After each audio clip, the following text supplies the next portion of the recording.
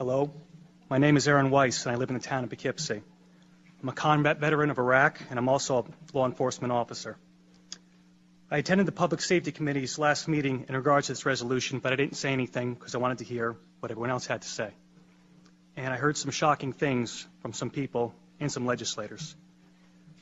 They said that it took a lot of courage to pass this SAFE Act. Apparently my definition of courage differs from yours. You see, if it was really so courageous a bill and it took so much courage to pass it, then why was it done in the middle of the night when no one could see it or read it? That's not courage. That's a mafia-style sit-down to divvy up what's good for the bosses. Courage is taking the right and true course of action, not the politically expedient one.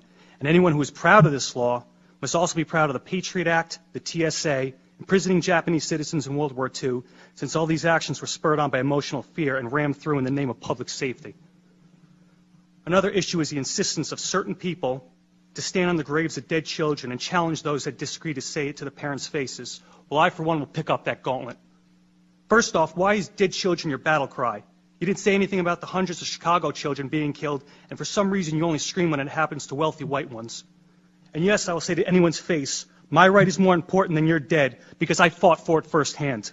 I washed the blood of my friends out of my Humvee, and I picked up their mangled bodies, and I fought day in and day out. I did more things that you people can't imagine. So yeah, my right trumps your dead. I earned it in blood. I gave up a lot for this country, including my youth, and better men than me gave up a whole lot more, so that all you, myself included, could enjoy the rights that are guaranteed to us in our Constitution and Bill of Rights. And we didn't go through all that to come back home and watch the surrender of what we fought for happen based on the demented actions of a couple madmen. So in closing, I would like to address specifically the legislators we all know who are going to vote against this resolution. I understand you will vote against this resolution based on some misguided sense of the public good. However, as a law enforcement officer, I'm curious to know about your true resolve. Since voting to take away someone's rights is totally different than being asked to enforce it, I want you to consider this. If you support the SAFE Act so wholeheartedly, are you willing to stand with law enforcement members and lead from the front to enforcement? And what I mean by that is if a constituent of yours feels so alienated by this law and the manner in which it was passed that they refuse to comply with it, are you willing to stack up on their front door and go in first?